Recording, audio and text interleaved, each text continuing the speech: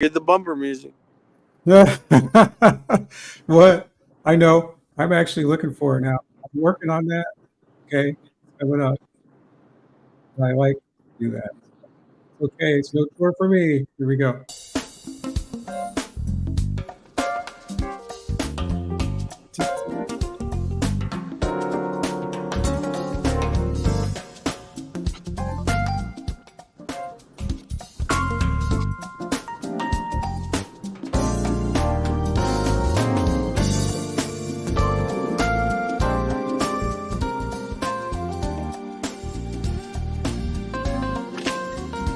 Okay. Got here.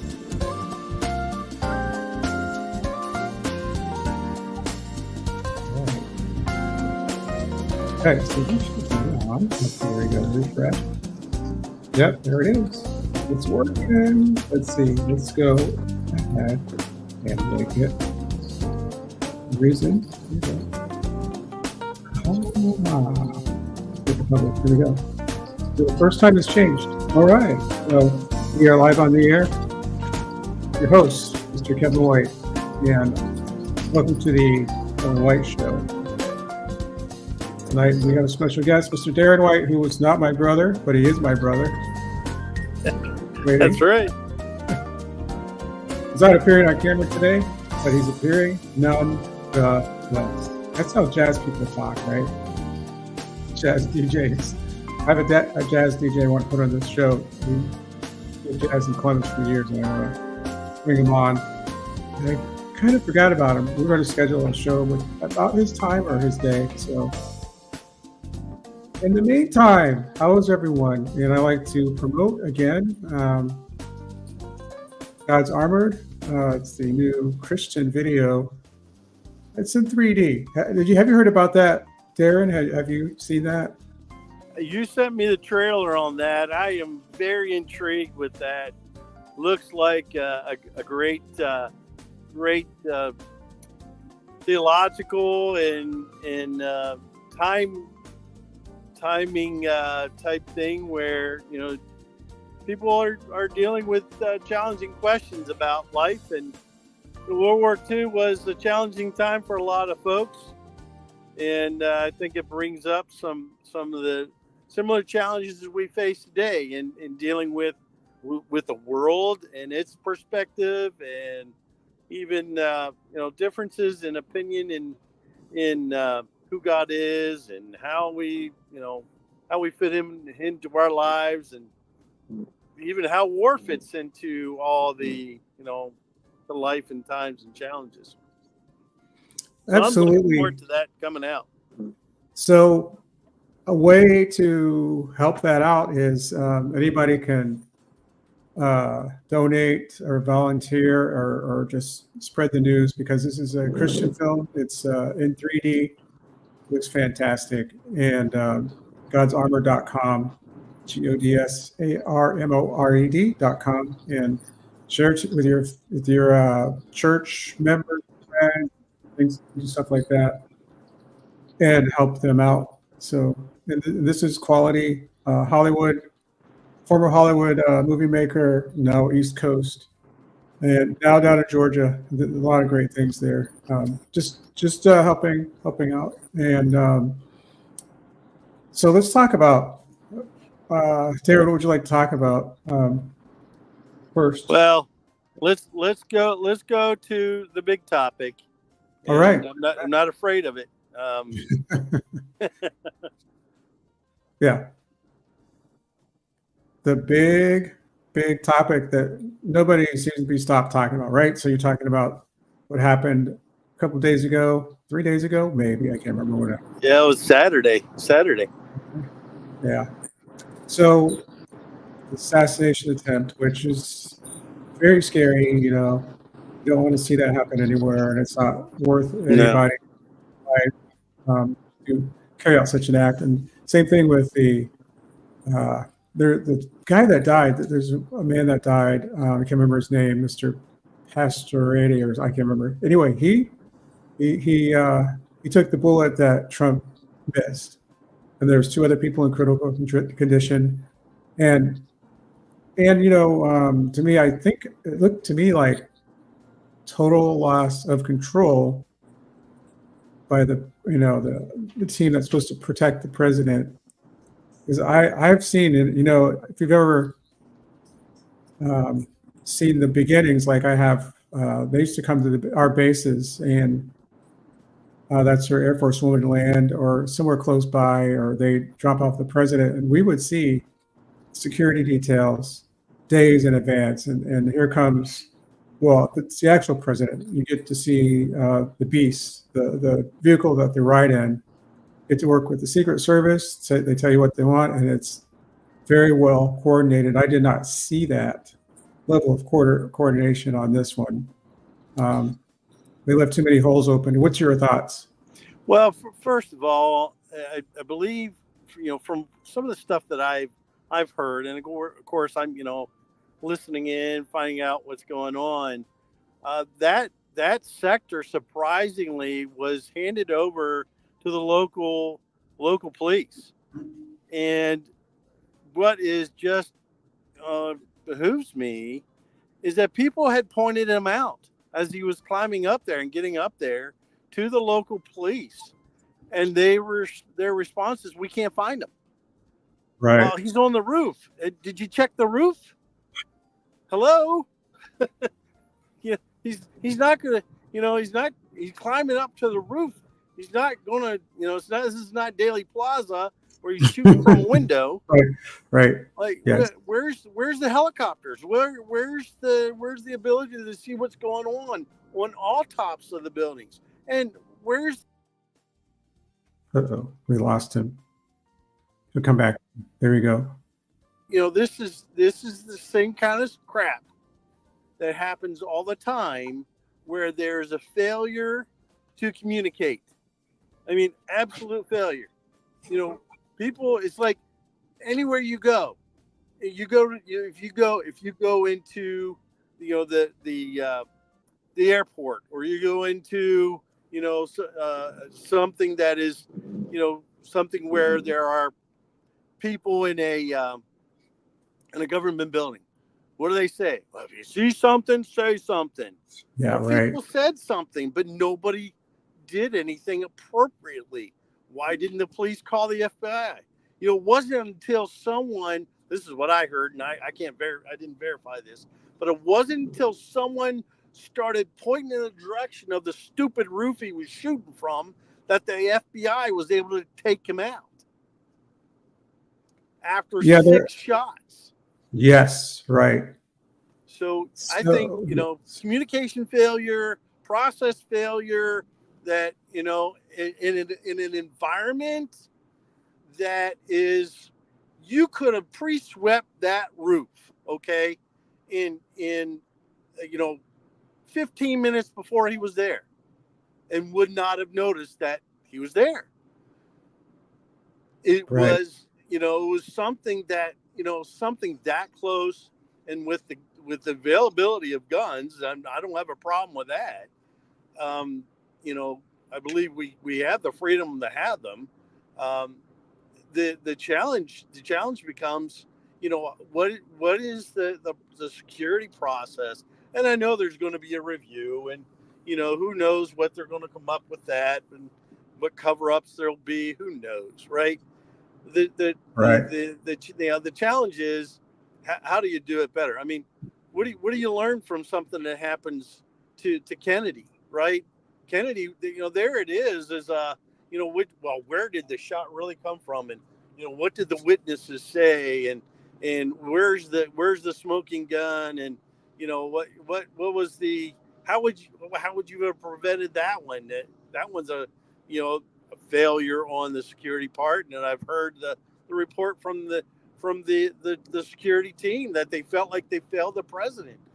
But it's kind of like, how do you have eyes to that extent, right? I mean, that's just a gun out of a window in a nearby fashion on a route that was published, that people knew, here comes the president, let's give him a wave and hello, and and then someone took that opportunity and turned it against them. Now here's the Here's the zinger.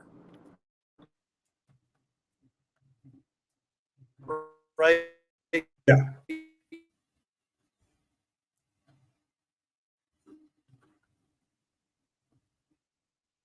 Yeah. System. Could you repeat that? From what I understand. Okay. Uh-oh. Dropped off. Well, in the meantime, I heard that from an interview with Secretary of HUD, former Secretary of HUD, Dr. Carson, that he suspects that maybe something a little more sinister than that based on his own experiences, but can't really say. So, like I was saying before, you have to, there's so many things that are in place and so many protections for any dignitary at that level, and it didn't happen. Too many holes in the story. I'm not saying I'm agreeing with that. It's just that we just don't know how that got messed up. So there's a gunman on the roof. Then there's another gunman. There are rumors that there are two more, and there's bullet sounds from 3 different guns at the time of the shooting. So this is kind of weird.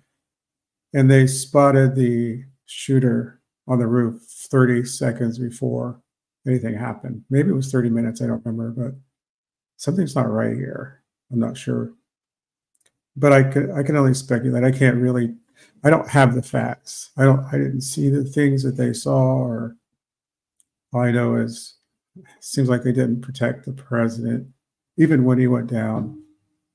And he had to go back for his shoes. You never go back. You just get out of there because you don't know what's going to come next. It's not okay to stand up or pump your fist. Just things don't add up. Anyway, hopefully our guest can come back on, or one of our guests. And we were expecting another one a little later. Anyway, yeah, that's kind of interesting how there's new things coming out every day, more details. And the fact that the shooter was actually in a BlackRock commercial very recently, and he's got really nothing behind him.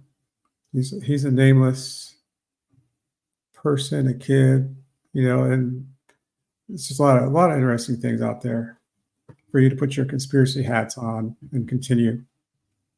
But the fact is, even if that's the case, the FBI or the presidential security team did not act appropriately. And some people blame it on DEI, some people blame it on lack of interest or training, but this definitely did not look like the genuine thing to me. It's a big deal when they come in, and they will clear out everything.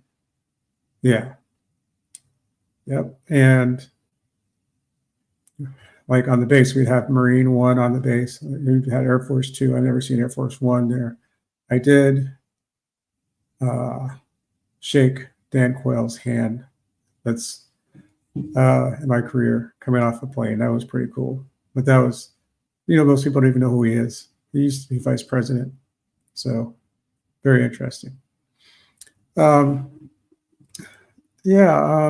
than that, we have a lot of other things going on. This is election season. I don't really get into politics or anything like that, but I do like things like this, that kind of putting the puzzle together with the limited facts that we actually have, because all this is going to go to the agencies and things like that. So we're not going to know a full extent probably, and we don't really have to, but Congress is going to be after this security team. And I noticed that Dan Bongino was very disappointed. He actually knows some of the people. He knows people on that team. They're supposed to protect former presidents. And from this, it seems like it gets scarier from here on out, because you don't know. We don't know. Oh, and you'll never guess who's investigating this. I think there's several agencies, because the internal ones are not as trusted. So same people who raided Mar-a-Lago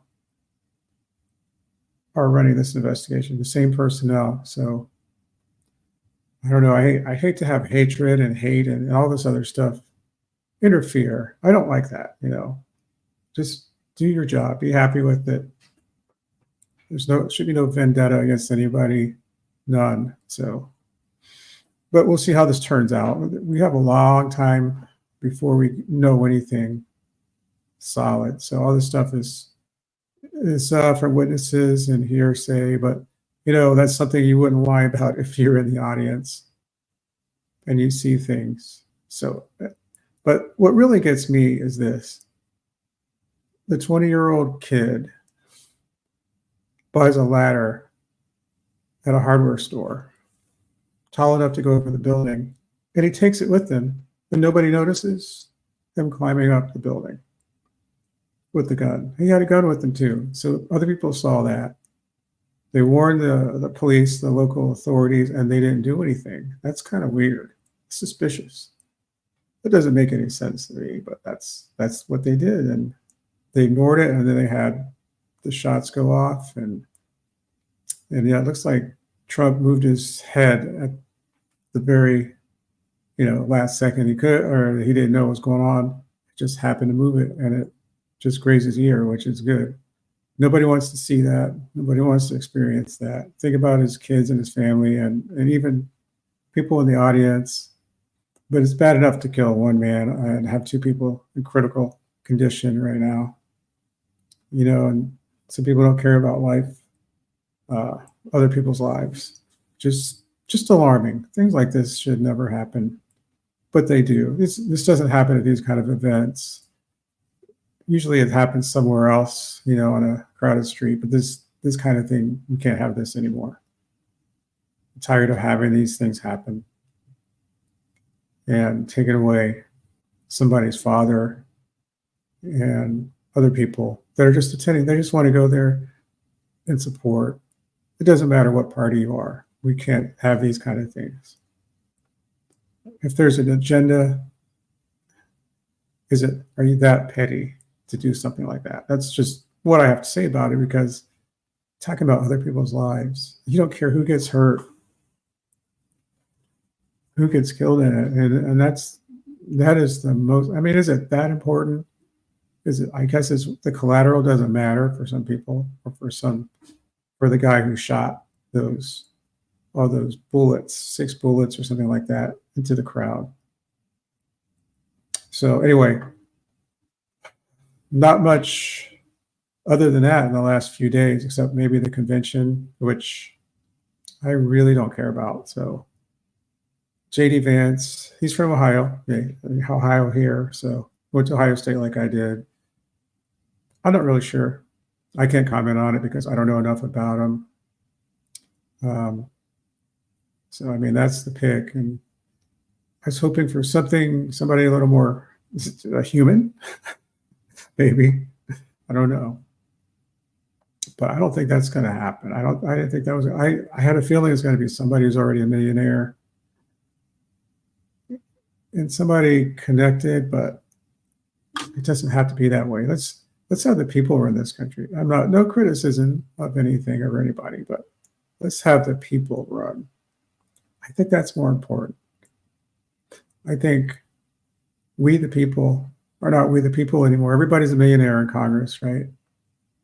Everybody in the Senate is a millionaire.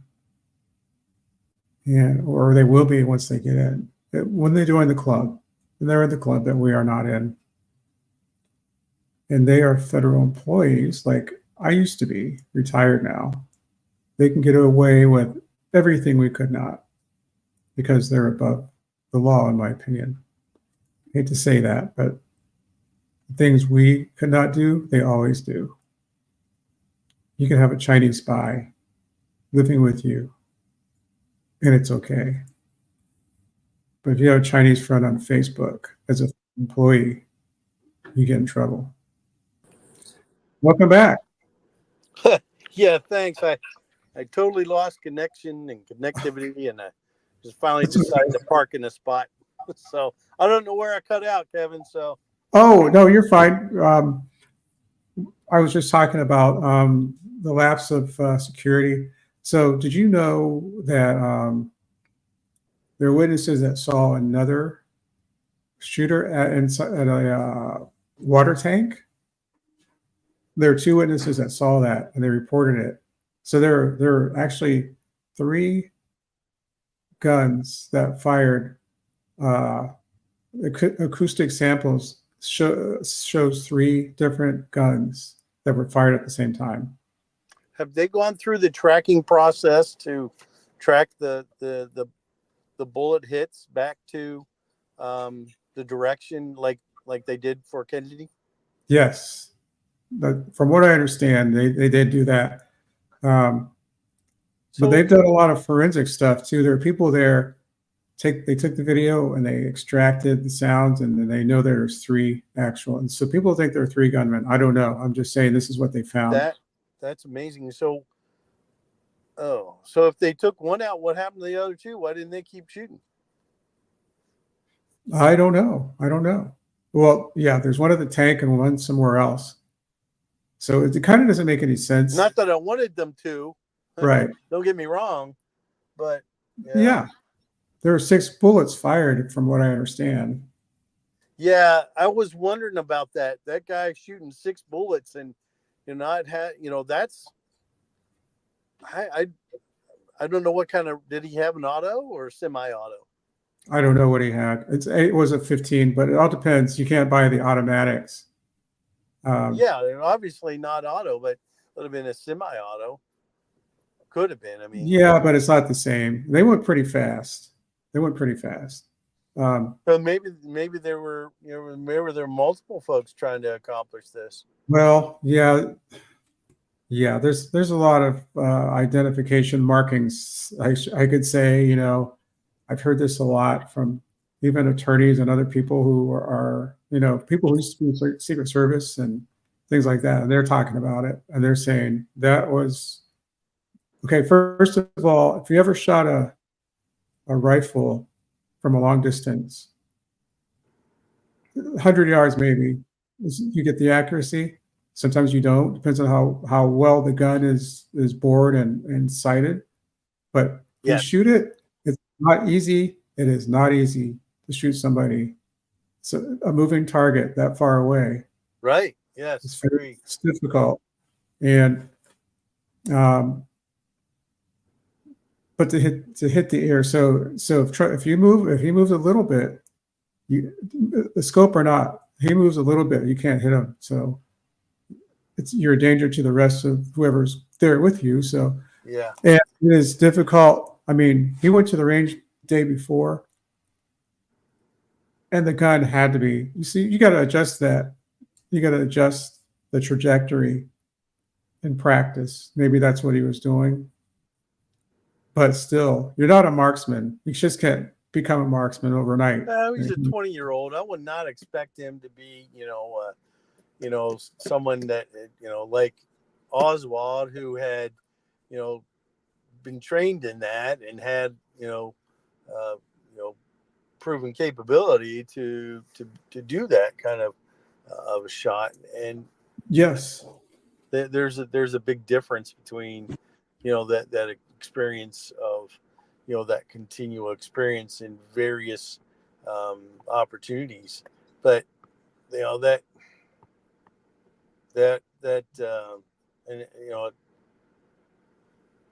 how many did Oswald get off? He only got 2 shots off, right?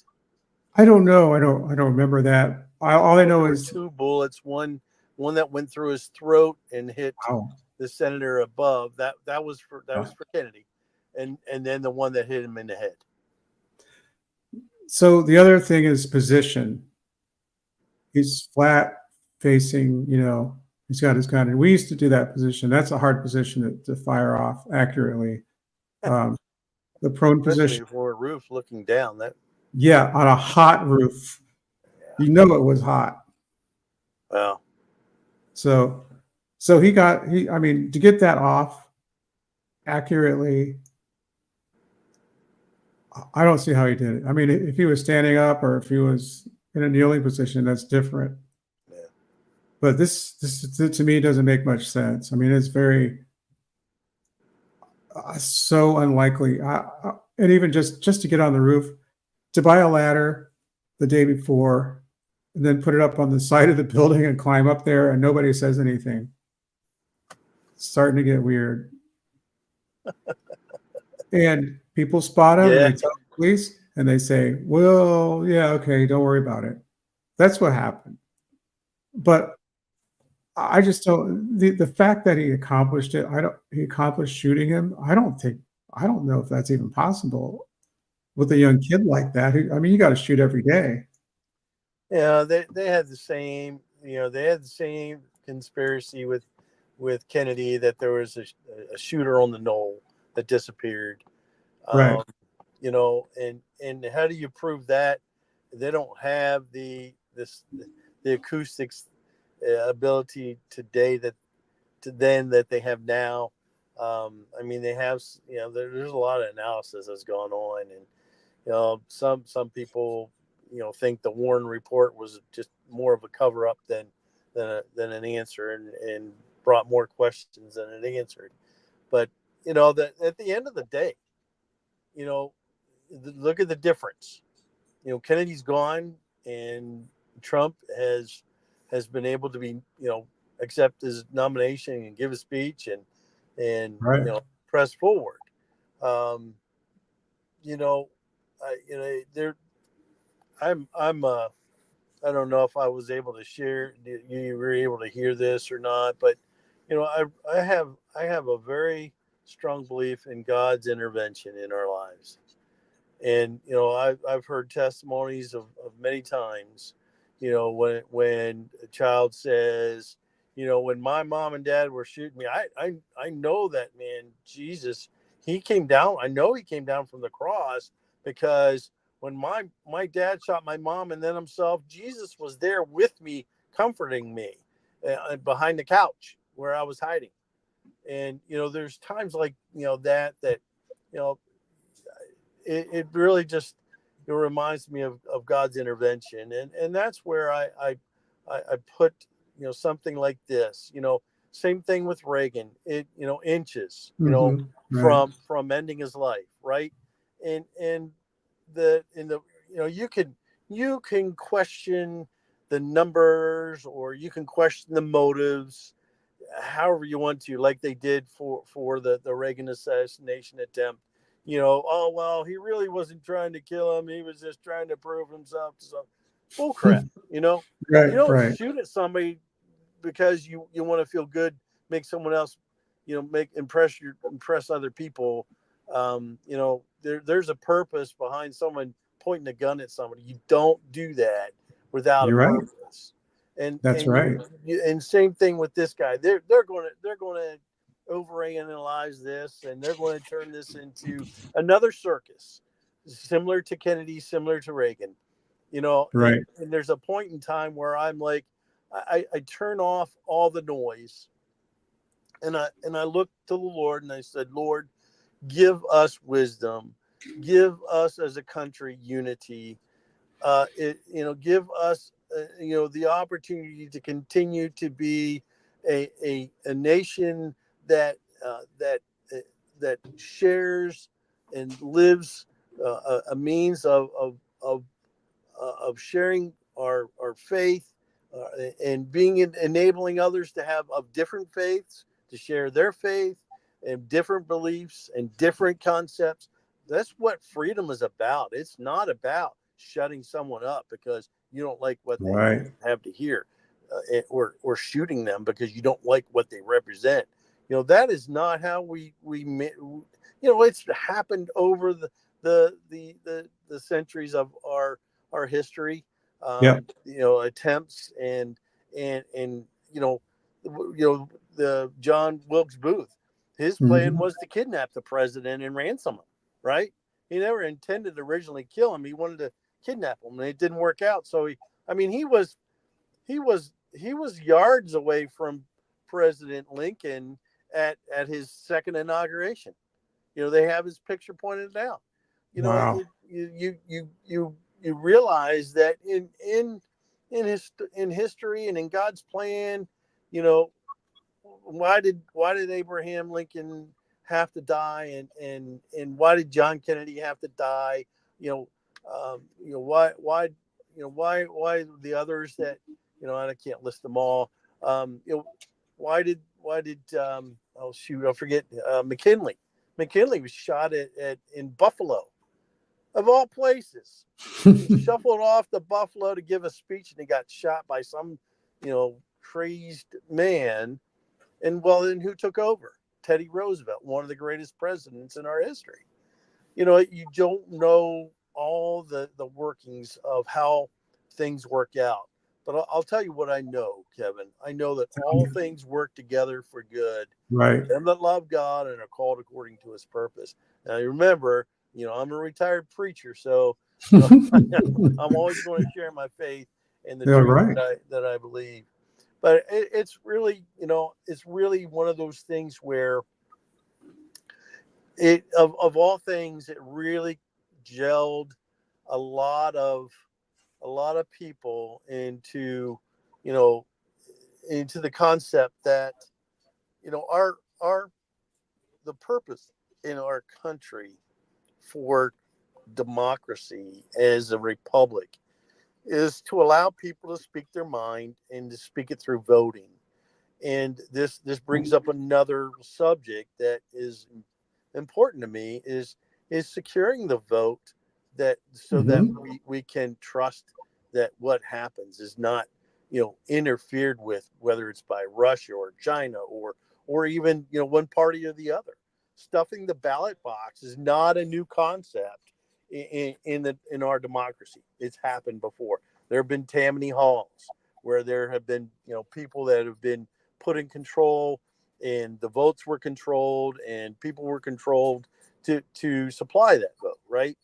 And we still live in a free country where we have the opportunity that we don't have to vote in a dictator. We shouldn't be able to vote in a dictator, someone that's going to take away the balance of power and shut Congress down, or reset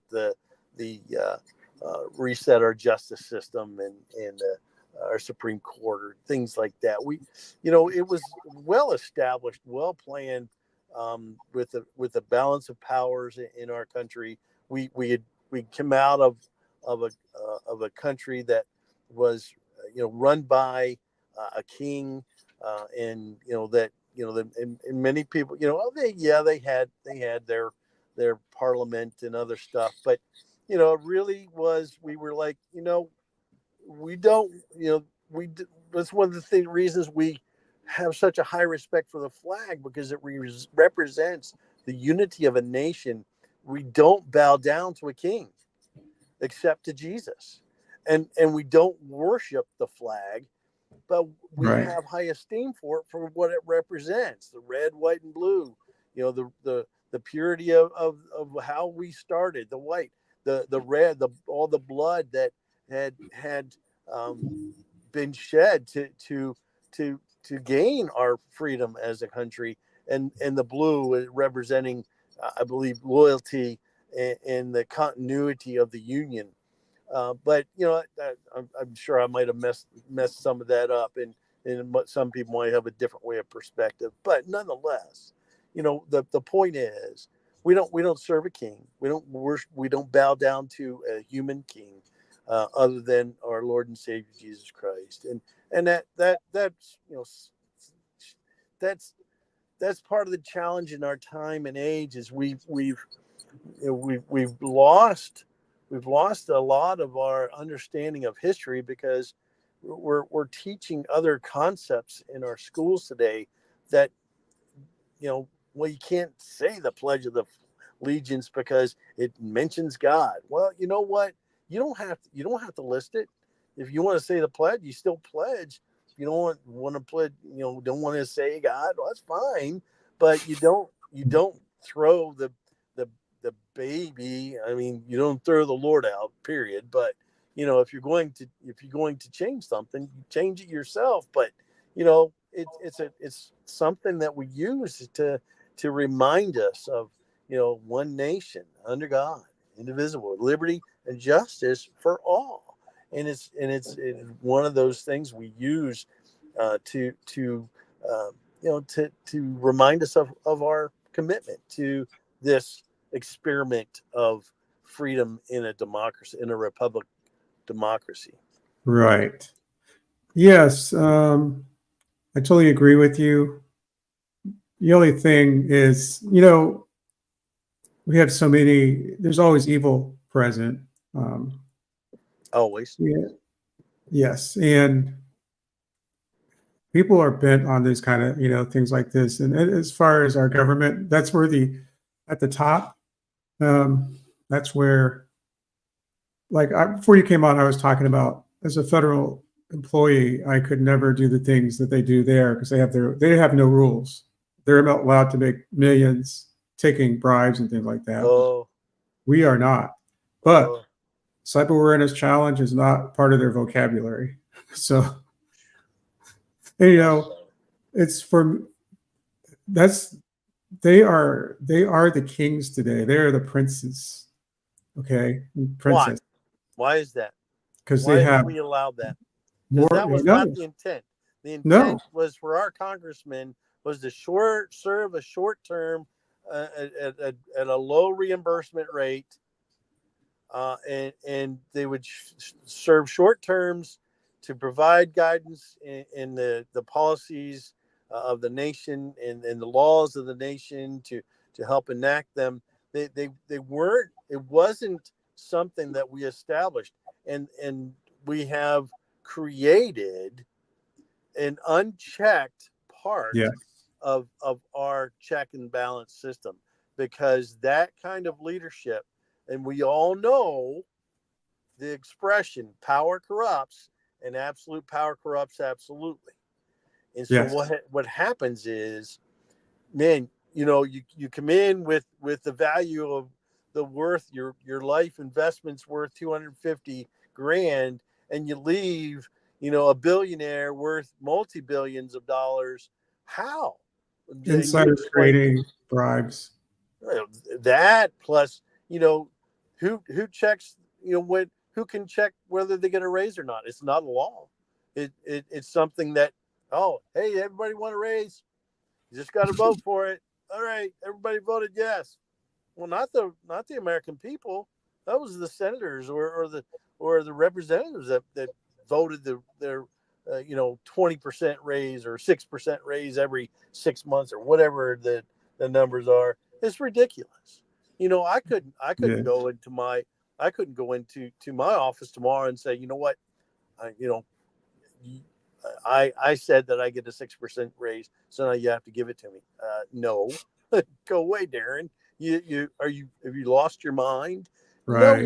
Nowhere other than maybe, some executive office of a business where they seem to like to give themselves raises too. You're absolutely right. And they vote their raises. They get all kinds of perks. They have some have 3 offices.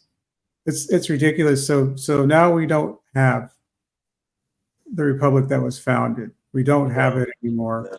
And then the president is the king, pretty much. He's got to go through Congress, but he's got people there that'll back him up. So that's kind of how it turns out, right? You have the executive powers and you write in something that you want to accomplish, and it's an executive order. So who can stop that, right? And that becomes that's Trump used it, and so then who turned around when he got into office? Biden, with all the following the puppet strings of what everyone told him. Whatever you need me to sign, I'll sign. He said. I heard him say that.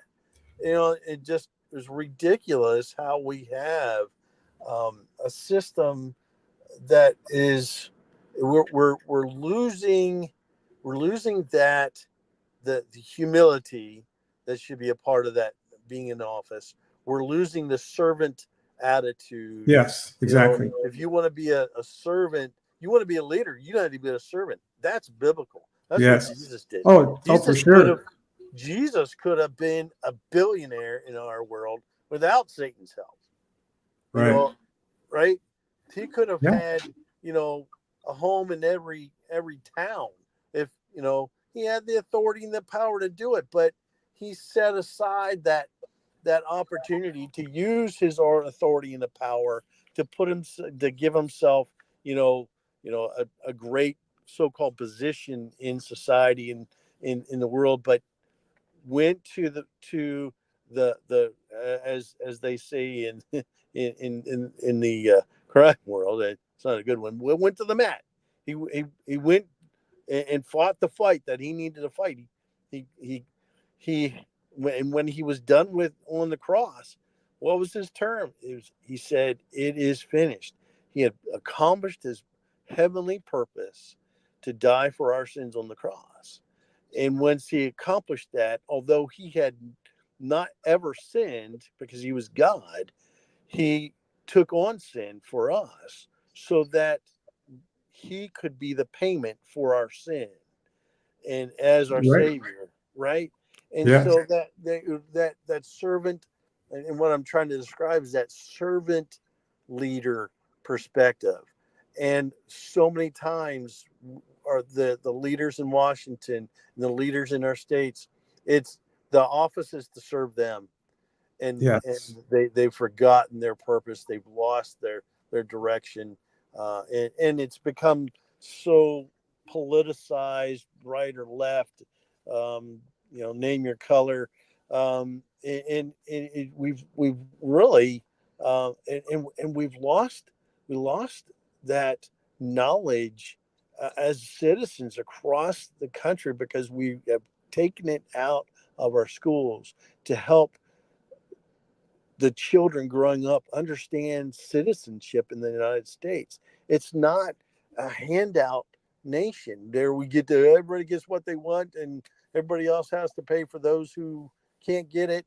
That what that is. That's socialism, and so that has been Darren, let me ask you a question. branded into the brainwashed into the kids of our nation, young people. Go ahead. Do you think, since the beginning, which usually happens, corruption, uh, lust for power, and so because we slowly see the more corrupt it gets, the more we see crazy things going on in the schools. What people are accepting as normal, So perversion. let me take a step back on that question. Let me step you back. So in 1960, if you were, able to vote in that day, I would not have been. I was not even a glimmer in my parents' eye. Mhm. Um, if you had the opportunity to vote, you could have voted for Kennedy or I think it was Nixon, right? Um, so that opportunity there. Kennedy may have been a Democrat, but he had a strong sense of his nation. He had served the nation, been injured in the Navy as a PT boat commander. He understood what we had fought for through World War II. He understood and had perspective of the laws that govern our nation, and he had a backbone to stand up against the Russians, during the Soviets at the time, during this Soviet Cuban crisis. And the kind of character that you develop when you go through war, when you've been challenged at the do I live another day if the Japanese catch up with me, right? And how God superintended in his life. Uh, George H.W. Bush was a pilot and had been shot down and was Right. picked up at sea by the Navy. How those things intertwine, and people understand as they go through life and understand the purpose of our citizenship, the purposes of the balance of powers. They have that right mind, and for the history of mankind, man has been corrupt since Adam and Eve. Okay, Yes. When Adam sinned, we're all sinners under him, right? And who was the first person to murder? Cain killed Abel, right? He was the firstborn, right? Right. That's And true. that is, that is not take does not take, man is is a fallible being. He's a sinner. He is endowed with evil and can be evil intent from the beginning, since the sin of Adam. We have, why did Cain kill Abel? He was jealous that God had accepted Abel's sacrifice and not his. Wow, it doesn't take much for us to, as humans, to fall onto the side of error and hatred, and to then follow up with that hatred with some kind of act of violence. And so how did Cain know? So for that, many years, I kind of sure, go ahead. into my point. So for many years, we as a Christian nation had a biblical perspective that God was our king, Jesus is our king, and God had given us a nation that where we could live in with life, liberty, and the pursuit of happiness, with our God-given rights. Right, that's how it states it out in the preamble. Their God-given rights, that we live that out on the basis of our faith and the practice of it. And the founding fathers were knew and understood that this nation could easily be lost if we lost our moral founding, because laws are founded upon a moral understanding, a moral basis, and the laws that are the guidance of the land. And we've turned that upside down as a nation for the past 60 plus years, where we have kicked God out of our government, our schools, our society is starting to even reject the concept of people being able to follow and practice in their faith because it doesn't agree with somebody else's line of thinking and policies that they think should be enacted. And so it really, we've lost that moral founding that I agree. that our nation was founded upon, and Totally. and we've slowly given over the goods of morality over to a moral morass and a moral free fall, that where you could do whatever you want to do, and there's no consequences, there's no rules, there's no God, there's nothing to stop you. And so why did they have the 10 commandments, Kevin? What was the basis of the 10 commandments that God gave them on the Mount Sinai when Israel first became a nation? The 10 commandments was the foundation to a society that honors God and respects one another. That's what did Jesus say? What, of all the commandments, love God with all your heart, soul, and mind, and love your neighbor as yourself. That's the foundation of any society. Yeah, it is. Jesus clarified that, and we've lost that. We slowly are losing that compass, that moral compass that says God is in control, and we all will answer to him, and we need to follow a pattern that honors him as a nation, as individuals. So let me ask you a question about that then. Do you think things have gotten worse in the last 5 years than any other time, or do you think it's always been around? But it seems COVID like drove us to a new precipice. I know that's what I was getting at. I know that's what I thought too, because now it's okay to be well past insanity, normality. Even the military's doing it. Oh, yeah. And it's crazy. It's the craziest thing. Yes. Everybody's got rights and everybody's got this, that, and the other, and that's not the case, And then then in New York City, they're people are raping people that are coming in and they're killing people, and they let them go.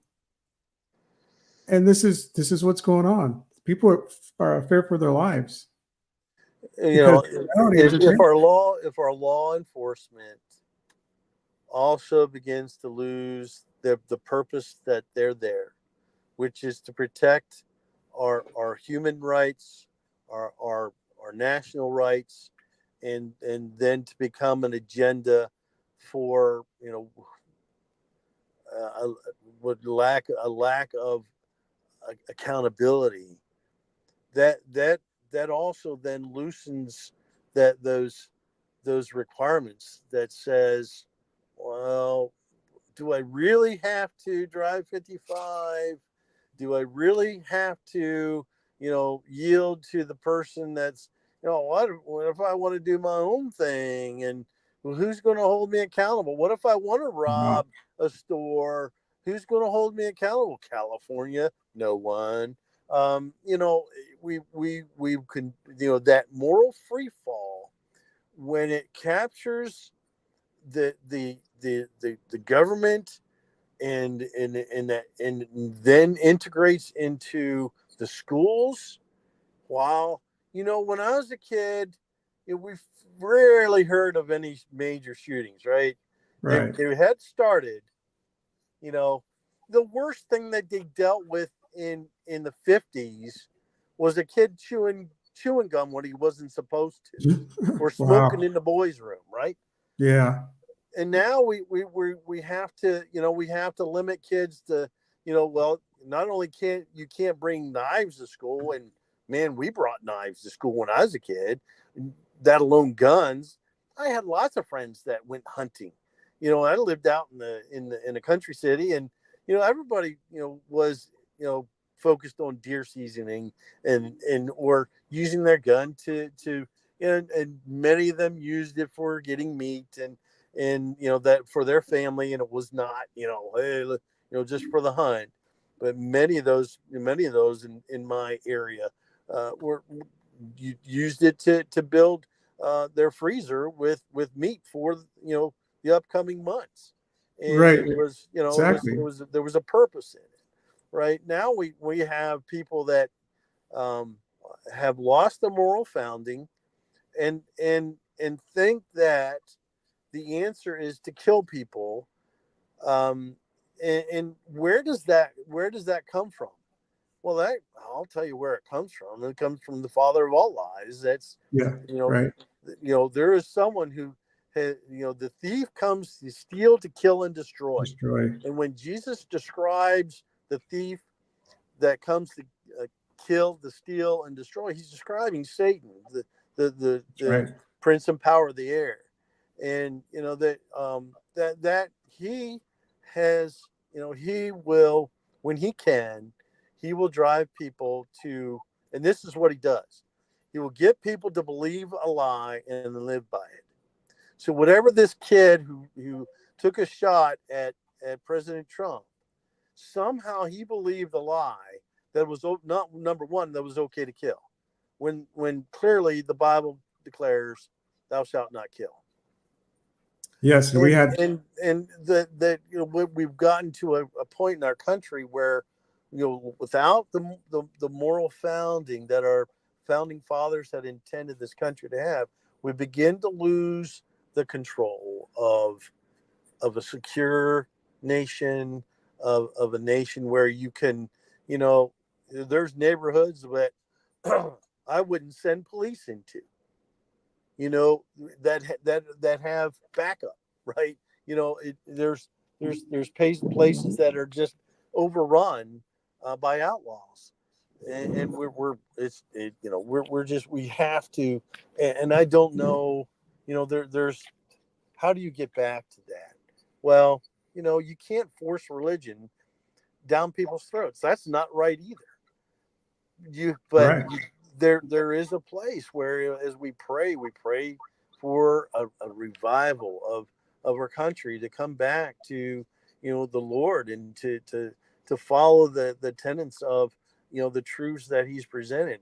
And I'm not, obviously I'm a Christian, and I'm not against, someone of a different faith having the opportunity to share their faith. I think that is part and parcel of our freedoms to allow other people to share their faith and to live by it and practice their faith. But the challenge today is the lawlessness that is being practiced now is not from heaven. It is from the other direction, and it's not easy to. It's not easy to. I mean, you think about, Kevin. We've not always lived in peaceable times. You think of the wild, wild West. Why was the West wild? Well, it was a matter of accountability because the law was so far away. Who was going to hold them accountable, right? You could rob a bank, and if you got out of the county, they couldn't follow you, right? They couldn't reach you. I mean, some people did, and some parties were able to do things like that. But that lawlessness that came, out west was, a part and parcel of lack of accountability and lack of integrity. Yeah, I see that. So there's a couple things that even those that do not have faith in God should have the moral compass of integrity. That is kindness to other humans. It should be a basic instinct, which is unfortunately is no longer basic, but it should be a basic instinct to do unto others as you would have them do to you. That's the golden rule. That's been thrown out. Do to others before they can do it to you. That's exactly. Right? Yeah, you got it. Unfortunately, it's really not funny. But hey, we got another guest, Mr. Bill Muckler. Great. Hey, hi, Kevin. Hello. I've been kind of taking off the month of July for several reasons. And I just happened to open up my computer and Facebook, and I saw you sent me the link, and I thought, hey, I got to come on at least say hello. Thank you. So we were talking a little bit about what went wrong with the kid and the morality of the world today, and the power hungry. I don't know if you heard any of our program, the power hungry leaders today, all that politics. Yeah. So what are your thoughts? You are a Marine. I'm not going to say former Marine. That's right. What are your thoughts about this assassination attempt? This is horrible.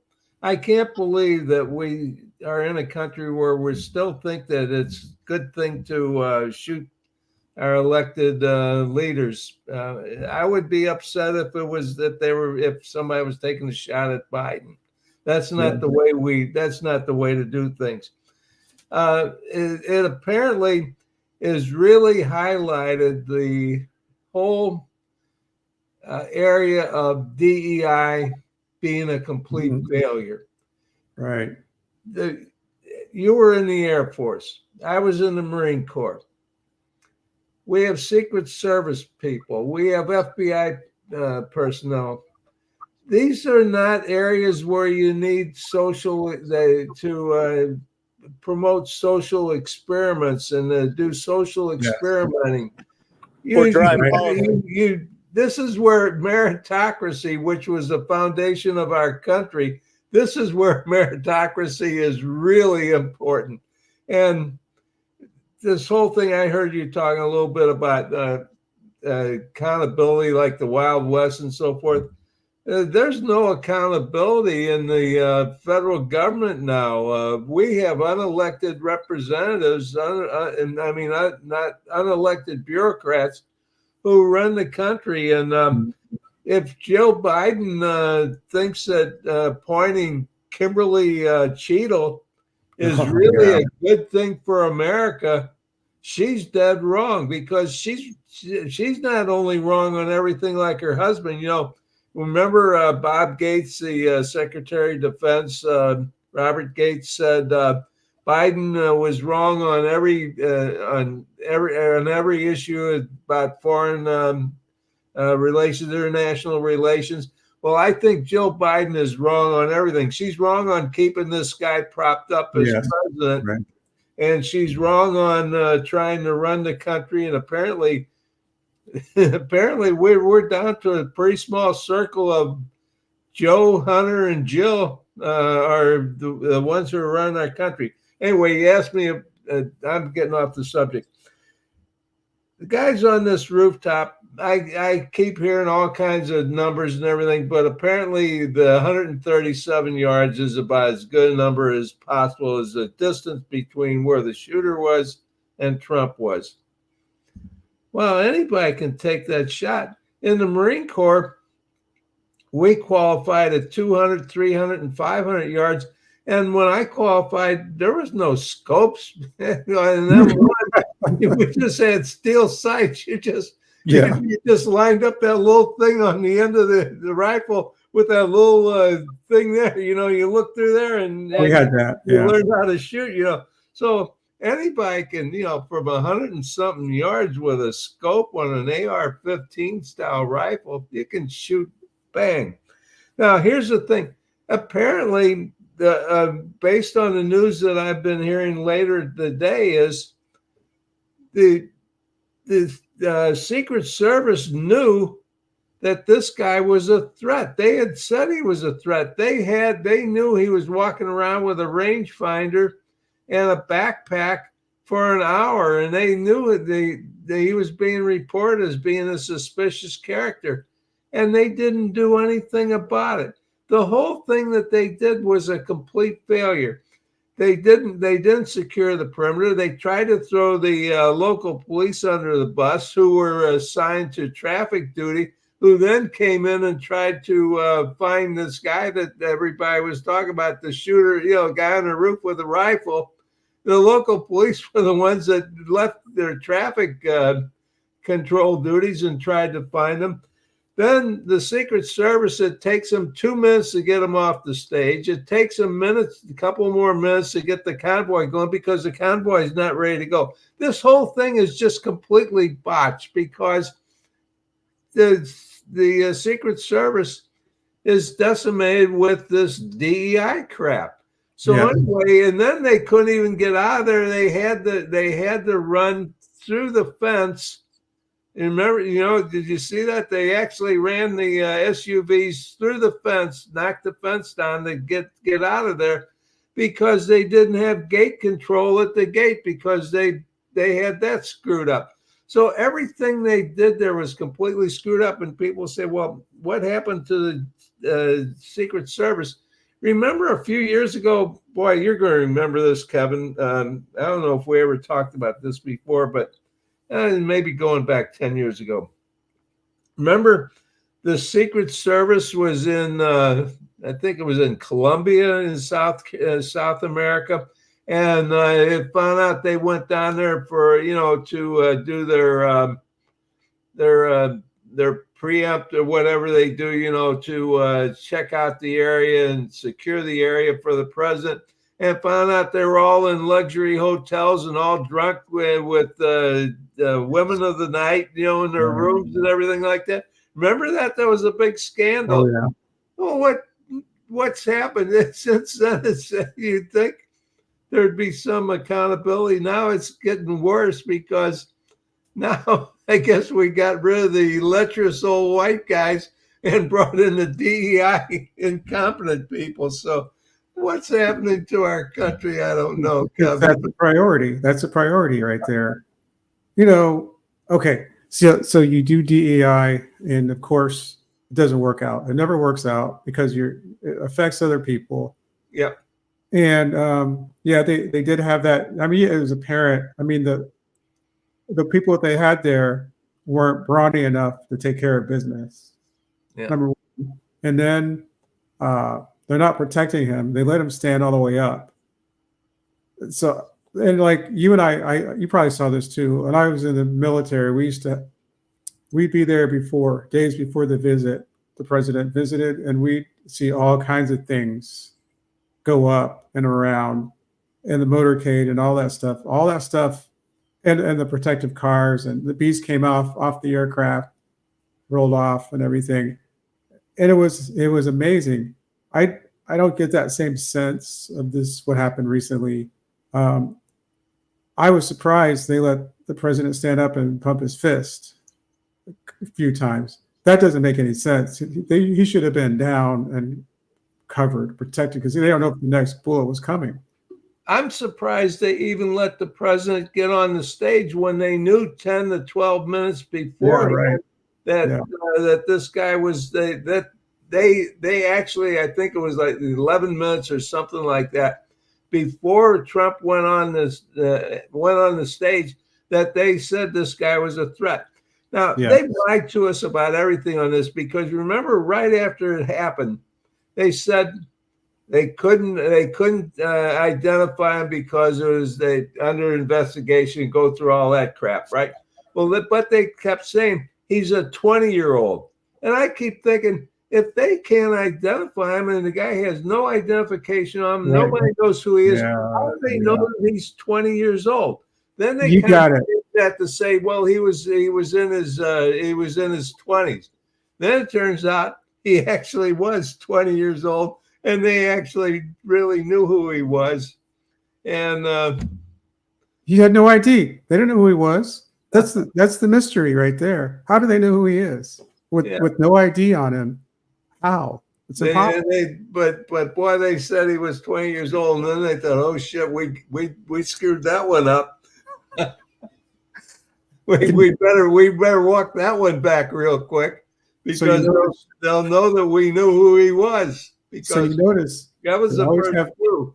They always have three names. CIA always has three names for the shooters. That was brought up. 3 name people all the way back to Kennedy and before that. Yeah. John Wilkes Booth. Yes. Yeah. Sirhan, and all those, everybody has that 3-word name. Yeah, they got to get that middle name in there for whatever reason. Lee Harvey. Lee Harvey Oswald, yeah. Yeah, that's right. Nobody else does that. The guy is so-and-so. Who was the Reagan shooter? I've forgotten his name. Help me out. I don't remember. I'd have to look that up. Oh, I should know that. Gosh. John Hinckley. Whatever it is. John Hinckley, yeah. He was the guy that was infatuated with Jodie Foster. Jodie Foster, yep. John Hinckley Jr. Yeah. Call him. Yeah. They had this junior to have the third name. That's it. His name is John Hinckley. Okay, I'm gonna skip. I'll pass on that one. But there are people who saw another guy in the water tower with the gun, and there's like so many holes in this. At Saturday's assassination attempt, right? Yes, there were 2 witnesses that said they saw it and they were concerned about it, and they were talking about it on camera. And then there was some other place. There's like a third place. There's 3 different positions. They only tell you there's one. And the guy who died doesn't look like the guy who they had in the picture. The profile. It's just a weird thing. Not saying it's a conspiracy, but if it was that alone, it's different than being totally inept security. That's a whole other thing there. Another thing they're talking about is they say, well, he doesn't have any social media. What 20-year-old doesn't have any social media? You know, I'm kind of wondering about that. And I guess they've gotten into his phone, but they say we can't get into all the areas of his phone. Some of it's encrypted. So I don't know. So is this like, I got facial recognition, so all they have to do is hold my phone up in front of my face, my dead face, and it'll open up for them and everything. But are there some areas in here that they can't get to? I guess I have my Apple password, which half the time doesn't even work for me. No, they don't need that. They got all that. They have the ability to. They can go all the. They do it in court all the time. Yeah. So So just more stuff that they're telling us to keep us confused, keep us yeah, wondering what's going on, and trying and thinking that, oh, these guys are the experts. They're on top of everything. They know everything that they're doing. Boy, and I'm thinking we're paying an awful lot of money for unelected bureaucrats that keep telling us how great they are when I'm not too convinced of any of that. But wow, it'll be interesting to see what comes out because, hey, Kevin, here's something else. You and I both, I think, have mentioned this before. Whenever something like this happens, for the first half hour, 2 hours, they come up with all this information that they tell us on TV, and we know all of it is dead wrong. As it turns out, everything is wrong, whatever they tell us. And right now, I'm still thinking that maybe we don't even know the whole story yet. For one thing, they say, well, we don't know his motive. Well, I don't know. Do we need to know his motive? I guess it would be a good thing, but I don't know how important that is. You'd have to ask him really to find out. Other than to know was there any conspirators? Not conspirators, but did he have any partners or co-conspirators that that were involved in this?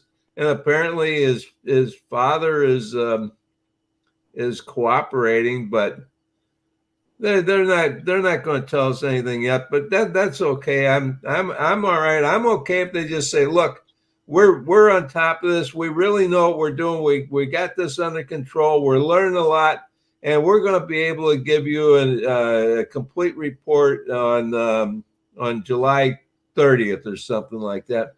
That's okay with me. But the whole thing is, this is great for the media. Because the media is really, they got everybody watching this stuff, right? They're cleaning up on this. So, Bill, I got one bit of information. Did you know that the same people who raided Mar-a-Lago are running the investigation? It's serious. I'm totally serious. You're kidding. You got to be kidding me. I'm not.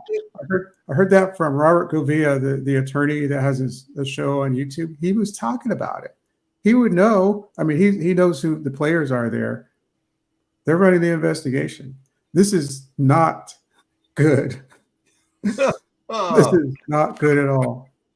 Not good. So I don't know. There's nothing they can do, to Trump about it.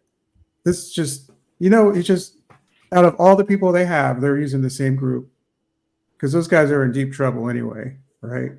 They're keeping out of trouble for manipulating or whatever they did. Anyway, I don't know how too many, all the Swiss, the holes are lining up. Every hole is lined up on the Swiss cheese, as they say in the aviation world. And that never happens unless something else is going on. Mm-hmm. As you know, as a former crew member, the Swiss cheese is what we always use, and it's got to be perfect for that to happen. You can't just have one hole; you got to have many holes there. Yeah, right. Yeah, I understand the analogy there for sure. Hey, yeah. Here's another thing. Apparently, the Iranians have got some death threats out on Trump and Pompeo and Bolton of all people and somebody else. I think there's about 4 of them that they want to assassinate, and all this is going on. And they've known about this now for about a week or something like that. You would think that the Secret Service, they would really have heightened security when they know that, hey, there's Iranian threats, and then we got some 20-year-old kid with Right. an AR climbs up on a roof. And of course, the Secret Service couldn't go up there because it was a slanted roof. It was too dangerous. Of course, the Secret Service snipers were on slanted roofs. They really got on that. No. Quick, That's messed up. Oh no. Oh boy. Wow, really? Oh, yeah, did you hear that? That's No. the first thing that Kimberly Cheadle said was we couldn't put anybody on that roof because it was a slanted roof or a pitched roof or however she described it, because it was too dangerous. Oh my God. It's not No. too dangerous to put your body in front of the president and take a bullet, but it is too dangerous to get up on a roof. Right. And Wait. Hold on a second. But I remember the shot of the dead guy. That was a flat roof. Where the hell did that come from? That's right. It was. Yeah. I gotta look that up. What's that about flat roof? The picture of the dead kid that shot at President Trump is a picture of a flat roof. What? No, I've seen pictures of that building, and it's got a slanted roof, a peaked roof type of thing, but it's not very steep. Not where the kid was. Wherever he was, he got to and was able to get to a shooting position on a flat roof. So I don't know who's trying to pull strings or tell tales there. That was the head of the Secret Service director, Kimberly Cheadle. When this first came out, she said, we didn't have agents up there because it's too dangerous for them to be on a slanted roof. That's BS. That's her quote. BS. That's a CMA. Cover my ass. Yeah, exactly. Well, then when that didn't fly, then they've been trying to walk that back, and that's kind of like, because that's BS. Everybody knows that BS. You look at that picture and that's all BS. Yeah. This is all like in the debate when Biden comes out and he's just completely dull. He can't function. Then they said, well, he had a cold. Well, I'm sitting there looking, I'm thinking, gosh darn it, millions and hundreds of millions of people in this country have colds, and everybody has a cold. They have watery eyes and runny noses and all the rest of this stuff. And they kind of look, kind of blurry-eyed or whatever.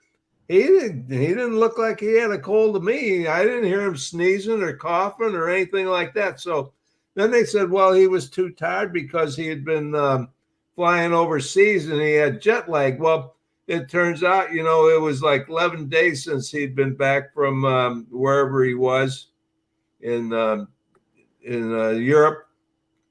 And then that's a CHA. Yeah. And then, he's in can't tell the truth. Camp David for like 7 or 8 days being prepped on this thing. And all of a sudden now he's exhausted because of jet lag and he's got a cold and everything else. And now today, I don't know if you saw it or not, he got on Air Force One. He has to get on the back steps now because he can't climb the front steps.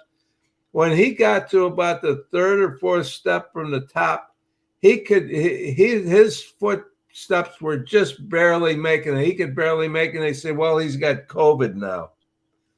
COVID? I thought that was from 3 or 4 years ago. Now all of a sudden he got COVID? How in the hell does a president get COVID? I mean, who's he around to get COVID from? Because as we found out, you don't get COVID from touching something. You get it from it's airborne, right?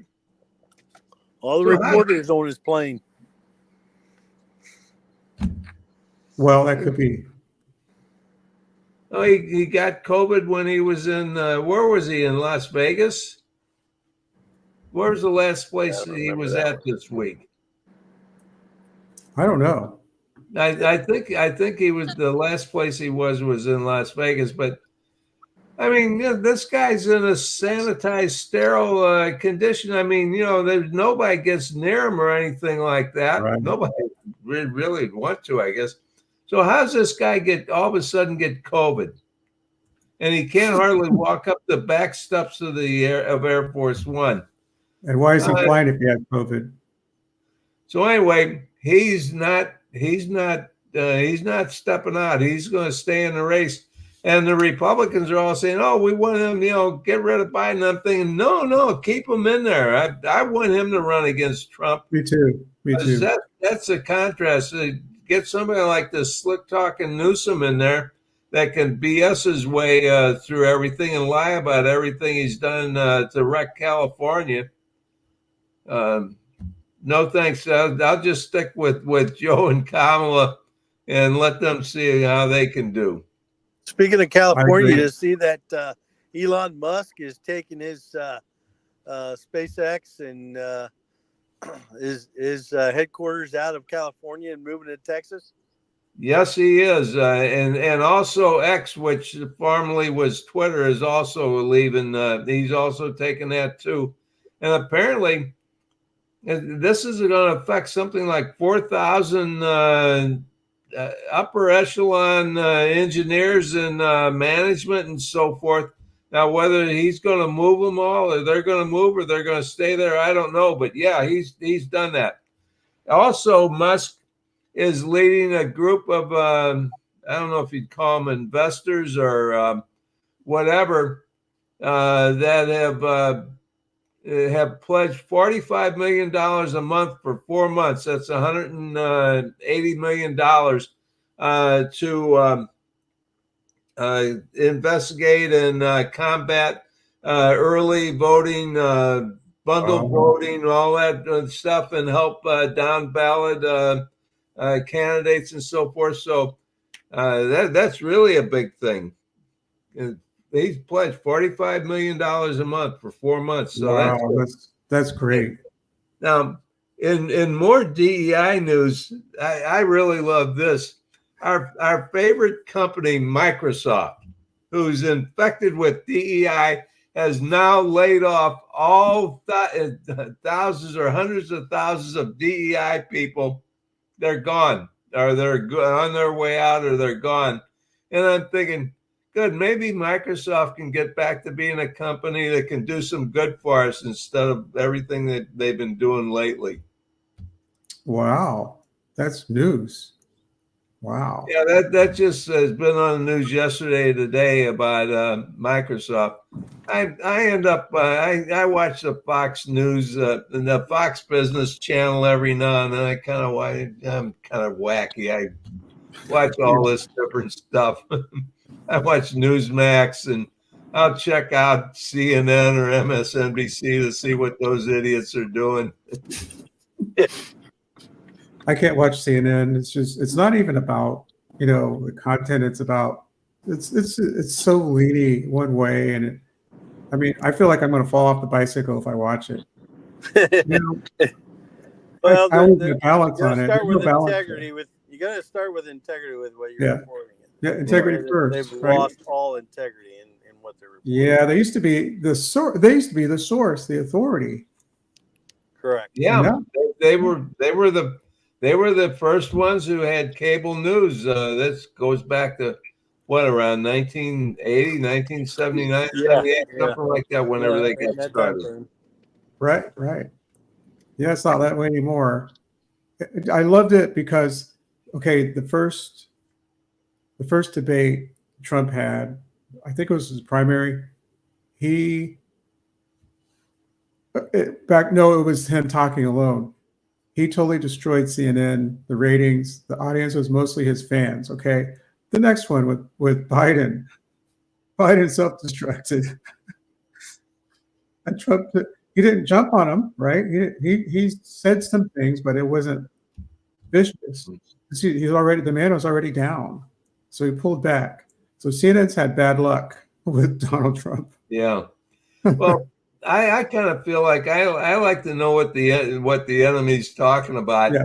and and kind of see where the thinking is. For example, remember Michael Steele? Wasn't he Yes. wasn't he the director of the Republican National Committee at right. the RNC? He's on MSNBC now. This afternoon, he's promoting that Trump really isn't injured, that this whole thing is fake, and that Trump wasn't hit by a bullet. He was hit by broken glass from the teleprompter. Now, and the bandage he has on is the wrong size bandage. I mean, this whole thing that he's promoting. And the thing is, the people who watch MSNBC, and I know a few people that they're addicted to MSNBC. I mean, whatever it's said on there is the gospel truth. I mean, it's like it came right out of the Bible, and you can't argue with them. You can't discuss it. I mean, that's just it. So he tells these people that, Michael Steele comes out and says this, so they believe it. But anyway, if you think about it, there's a New York Times photographer actually got a photo where you can see the bullet going by. Did you see that? Well, the teleprompter is not on the stage at the podium where the president is. So if this guy hit the teleprompter and the teleprompter glass shattered and hit Trump's ear, that was really, he wasn't even close to being on target, was he? I mean, he'd have to be, 10 or 12 or 15 feet away? I don't know where those teleprompters are. I never could see them. But apparently they're saying now that they're going to try and show, when they show the person that's speaking, they're going to show where the teleprompter is as well. It's all. Wow. Yeah, I couldn't see it either. It's all they all think we're idiots, and they're thinking that they can tell us all this stuff and we're going to just lap it up. Yeah. So you see, you can't see the teleprompter. What did it ricochet off the teleprompter and they go up there? No, I don't think so. You go into the teleprompter. Yeah. So anyway, Michael Steele says if this was a high-powered rifle, meaning like a 50 caliber, he wouldn't have an ear left. But he's obviously got an ear left, so there's nothing really wrong with him, and he doesn't really need that big of a bandage. And I guess the next thing they're going to say is, look, Trump never really even got shot. What happened is one of his supporters back there threw some, a bottle of Heinz 57 ketchup on him and got that on his face. I mean, that's going to be probably the next thing they'll probably be trying to sell us. It's all so silly. It's unbelievable. And the thing of it is, here we are in this country that really, the founding fathers, I think, really got it right. And they want to change the Constitution. They say the Constitution's wrong. They used to love the Bill of Rights, the First Amendment. They used to love the First Amendment. Now they want to get rid of the First and Second Amendment. I guess they could get rid of the Third Amendment too, because that isn't even in play anymore about housing enemy soldiers or whatever. But they want to get rid of the First Amendment because we can't have freedom of religion. We can't have freedom of speech, and freedom to redress the government. Oh, heaven forbid! We don't want to do that. Have those idiots out there that we're trying to sell all these snow jobs to. We can't have them, and we can't let them assemble because, by gosh, some of them may figure out, that we're all screwed up. So, boy, now we hate the First Amendment, and we hear about the 25th Amendment, which is the one where the cabinet can get rid of can vote to meet and vote to take the president out of office. That's not going to happen. Probably should happen with Trump. I'm surprised Kamala Harris hasn't talked. One of these guys like Blinken, I guess, is wedded to Trump. I guess Biden. I guess he's a Biden guy. But I'm surprised she hasn't tried to get one of them to do the invoke the 25th Amendment. Hey, Kevin, here's a good one for you. Sure. If Biden were killed, for example, okay, then what is the succession for president? Well, it's the vice president, so it'd be Kamala Harris then. If something happened to Kamala Harris, who's third in line? Well, guess who it is? It's Mike Johnson, who's the Speaker of the House, is number 3 in line succession. Right. Okay. I bet you'll never get this, and no fair, you can't Google it, but guess who number 4 is? Who's number 4 in line? Is some general, maybe? No. Who is it? The Senate Pro Tem. And you know who that is? You don't know who that is either, but that's why you got me on the show, because I'm this wacky guy who. Oh, no, I'm enjoying this. All this silly stuff. Patty Murray. Patty Murray, the senator from Washington, the state of Washington, is the Senate Pro Tem. Wow. Not the Senate Majority Leader, who's Schumer, but that's the number 4 person. Guess who's number 5? I have no idea. Then now we get down to the Cabinet Secretary of State, and that'd be Anthony Blinken. So, oh no. And next in line then is Lloyd Austin. Oh my goodness. Wow. That's really weird. I think we really need to vote for Trump, don't we? Yeah, we can't let that happen. Because if anything happens to Trump, we got a Marine in. Right, we do. We finally got a Marine to run for president or vice president. Somebody said, "Oh, there's been a Marine before." I don't believe so. I don't think any Marine has ever held either one of the top 2 offices. George Bush, Jr. He was Air National Guard pilot. Yeah.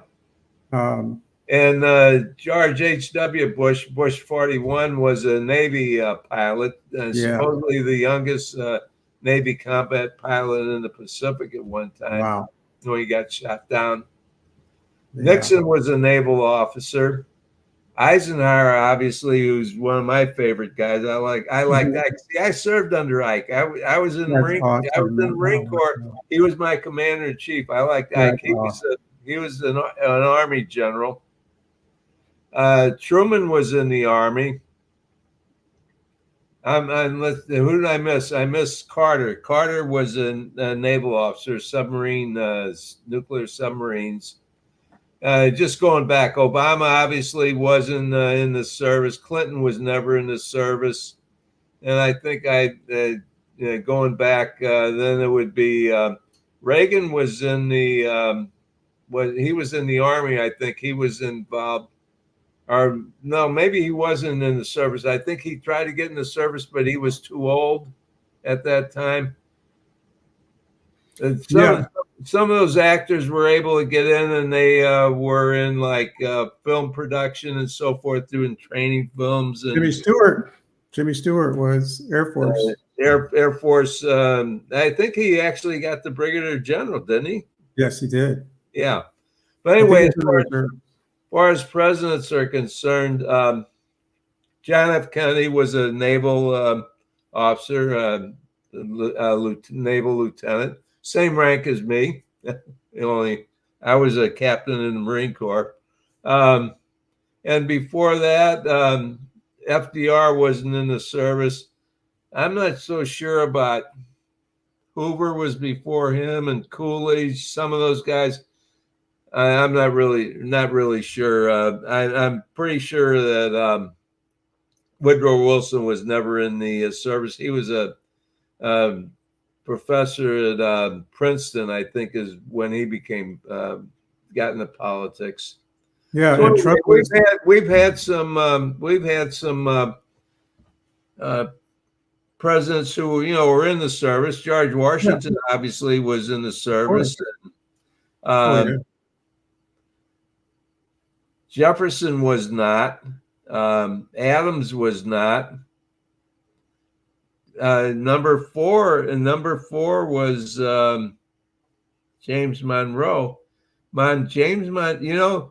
There were two presidents in the boat that crossed the Delaware, Washington and Monroe. Monroe was a 19-year-old Army officer when Washington crossed the Delaware on Christmas night of 1776. Did you know that? No, but I know that Washington, George Washington, was a young general. He was 21. I had that Washington impersonator on my program, and I learned so many things from him. Yeah. Fascinating. Well, yeah, he was. He had his experience in the French Indian Wars, which happened about 20 years before the Revolutionary War started. So yeah, he was a seasoned Army officer. Yeah, amazing history there that he actually was able to pull it off. Yeah. But we were on our land. He was on his land, his turf, and they were not on theirs, which made a huge difference. Awesome. So, yeah. And Jackson was an Army officer too, I believe, wasn't he? The seventh president. I don't know. I'm pretty sure was an Army general, if I'm not mistaken. Okay. From the War of 1812. Hey, I know all these presidents too. Just goes to show you, there's something wrong with me. Why do I know all this stuff? And you have a brilliant mind. I'm going to be 89 on the 13th of August, and I want to debate Joe Biden just to prove that an old guy can. You are brilliant. First of all, you're brilliant by yourself, and you've written all the books and business plans and things like that. So I'm not surprised. That's awesome that you know that stuff. That's pretty awesome. But anyway, I'm going to let you go, and I got another appointment. And thanks for coming on. You're always a pleasure to have you. It was like 7:13 when I saw your link, and okay. 7:55, and I was just going to come on, say hello, and then you get me going, and I apologize, but God bless you and your wife, and I hope you're enjoying the 6 soft targets. Yes. I will write a review on that because I know how important they are. Mm-hmm. Thank you so much. I appreciate it. I love the cover. I like the design. It was like, wow. Yeah. It stands out. Yeah, my son said it's Hitchcockian. Yes. Oh, don't get me started. Hitchcock, the classic films that. Yeah, I like watching. I love them too. Okay, see you, everybody. All right, see you later. All right, that's the end of the show. Amazing guests, situations. We will come back. Oh, there's a comment down here. Reagan was captain of the Army Reserve. All right, Robert Digby, thank you for that. All right, here we go. That's cool. Anyway, we will talk to you guys next week. Probably at the same time, same channel. So join us again. Thank you and good night.